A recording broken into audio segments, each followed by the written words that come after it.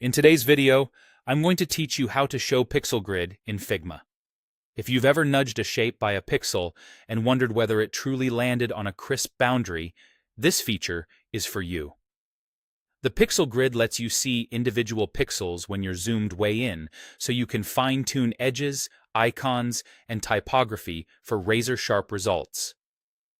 First, make sure you're zoomed in enough. The pixel grid only appears at high zoom levels, roughly 400% or more. If you don't see it right away, keep zooming in until you're comfortably close. Think of it like turning on a microscope. The grid won't reveal itself until you've magnified the canvas sufficiently. Once you're zoomed in, look to the top right of the Figma toolbar. You'll see the current zoom percentage and next to it a small arrow for zoom or view options.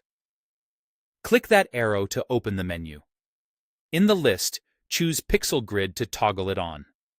Immediately, you'll notice a field of tiny squares across your canvas. Each square represents a single pixel at 1x export size, which makes it simple to verify that strokes, shapes, and edges fall exactly on pixel boundaries. If you want to turn it off, just use the same menu to toggle it back. For a faster workflow, use the keyboard shortcut to show or hide the pixel grid. On Mac, press Command and the apostrophe key. On Windows, press Control and the apostrophe key. Tap the same keys again to hide it. This quick toggle is perfect when you're bouncing between broad layout work and precision alignment. A couple of important notes to keep in mind. If you've enabled the pixel grid but you're zoomed out below that high threshold, you won't see it. Nothing's wrong, just zoom in further and it will appear. Also, the pixel grid is different from a layout grid. Layout grids are something you add to frames to guide columns, spacing, or baseline rhythm. The pixel grid is a global view aid that simply helps you work at the pixel level for crisp rendering.